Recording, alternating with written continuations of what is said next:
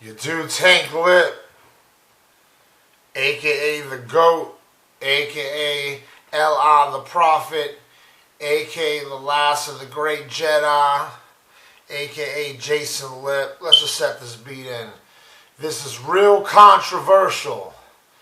This is like when you want to be enough for the woman you love. And as far as the conversations between you and that person, which are now so rigid and limited because it's like a pink elephant in the room of, if not delusional conversations that put a distance between y'all, actual truths that make it so conflicting to even talk about anything but just dance around subjects while hearts continue to break and break because certain parties, not naming any names, only want to look at the truth without me in the room. Keep me in the dark.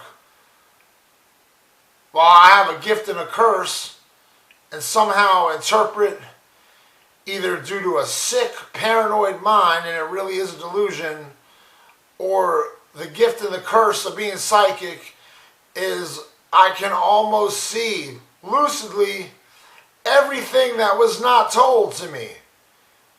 Every mystery, every secret, every lie, lucidly envision in my mind because of the transparencies and energy of people and being so people smart and studying life and the people you love, because why wouldn't you pay attention to them? To feel so shafted like I'm not even worth any attention anymore. And to know that I'm being told that they're still in love with me, still love me, and still want to marry me, while it feels almost inevitable that something had to have happened with someone she claimed she's never even met. And then the double betrayal end of it, my best friend claims he's never met her too. Yet, from certain things he says, like no, I never licked her ass or fingered her with anal beads. It's like, dude, all I've asked is, did you meet her? Have you had sex with her in any way, shape, or form? To get all specific on me, it's like, what are you really trying to tell me? The truth?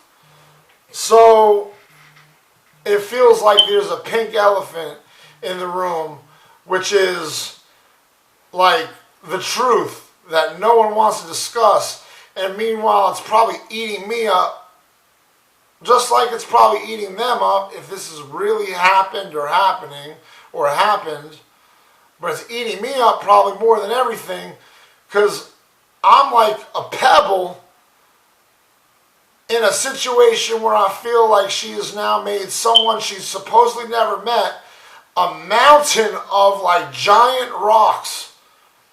And yet I'm the one she's supposed to be marrying and in love with. And I've worked my whole life to stray from mental illness and sickness and delusions and paranoia.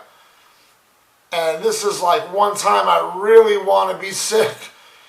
And that the real truth is I'm just paranoid.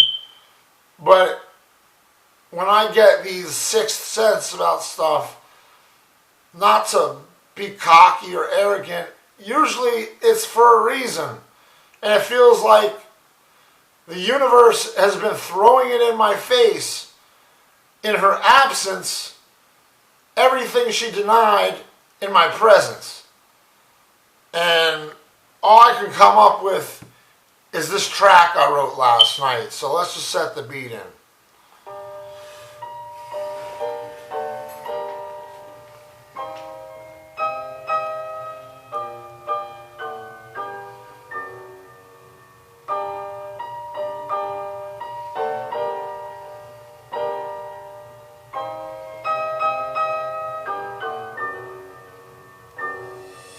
I want it to be enough. But sometimes the phone clicks like there's nothing left to discuss. Wondering if I was. Why does it feel like there's room for more than just the two of us? And the worst thing that in my mind comes up is why it's felt like if there was a stage between me and him, not only would you not claim me as your #1 gig or Mr. Big, but you wouldn't want to stand on it without him. Because he would send the best impression of your perfect picture and how it could look for you. And that's why you represent him. Can't stand anything other than by him. Even though a competition that erupts between me and my best friend sends me straight to my depression's greatest regression. And I suppose if the mistakes of my life have a greatest invention, as you divide my love for him through jealousy's contention, it's karma's greatest invention to feel like nothing in the midst of falling in love with the woman I tell the world is the greatest woman. When he's in the picture, not that I want to slot, but I'm not even worth a cameo if your name and face is on it. And then when vaguely prompted, the best you could say was it is what it is, as your gut's first reaction to something I treated with kid gloves to not tip you off to what exactly I'm asking.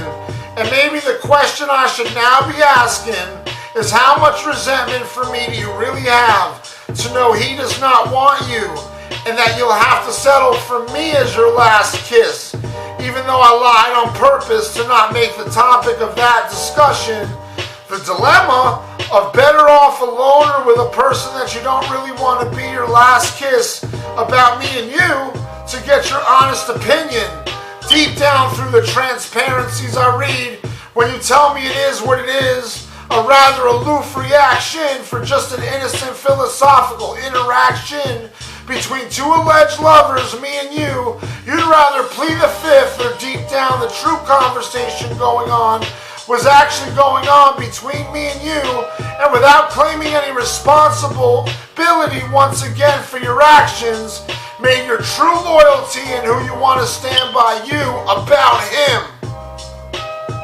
with me in the closet.